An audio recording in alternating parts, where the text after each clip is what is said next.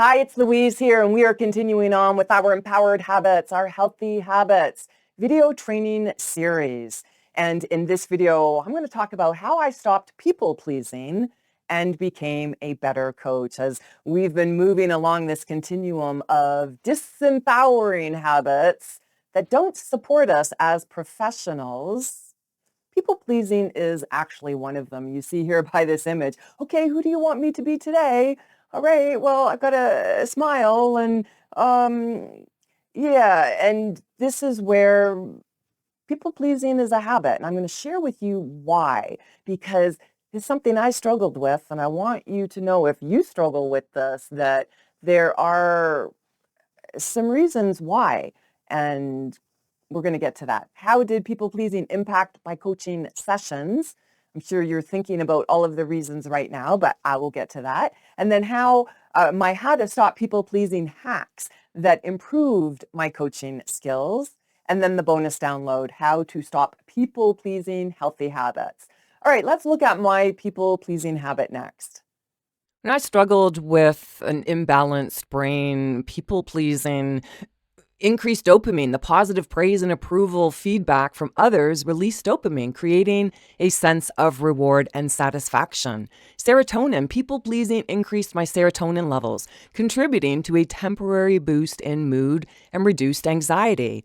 Oxytocin, people pleasing, stimulated the release of oxytocin, enhancing my feelings of connection and social acceptance. These three created a cycle of reward and reinforcement, temporary relief from stress and anxiety, combined with the positive feelings associated with approval and connection, made my people-pleasing behaviors a habit.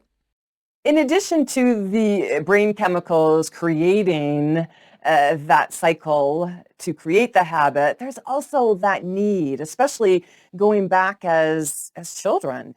We want to be approved of, and our caregivers and parents, we want to be approved by them and our family and friends. So it's very much a sense of belonging. So we've got to please them. At least that's the way it was for me.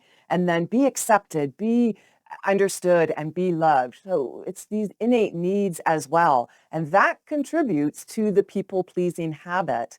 But how did people-pleasing impact my coaching? Let's look at that next.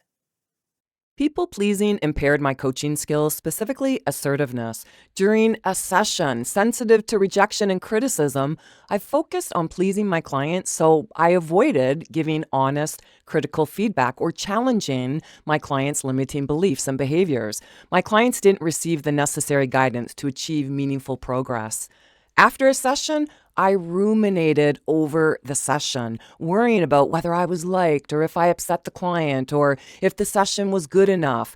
This led to increased stress and anxiety, reducing my overall well-being and effectiveness. So how did I turn this around? Well, let's look at my how to stop people-pleasing hacks that improved my coaching skills. All right, how I stopped people pleasing and became a better coach. You just learned how people pleasing can negatively impact coaching sessions. So I created a couple of hacks that helped me get beyond that. And it's trigger desensitization. I was triggered by just the looks and comments people would make, very sensitive to rejection when I was first starting out. And that might be the same for you. After trigger desensitization, it's loving kindness meditation. Definitely something that has changed for me. When I am more loving and kind to myself, I am then able to be more loving and kind to others. But it's about combining those with assertiveness. So kindness plus assertiveness. To always know that I'm coming from that place of loving kindness when I guide someone, if someone that I am coaching, I get this all of the time. Well, what's your honest opinion? What's your honest assessment? And I try and stay away from that as much as possible, but I always say, this is coming from the kindness of my heart.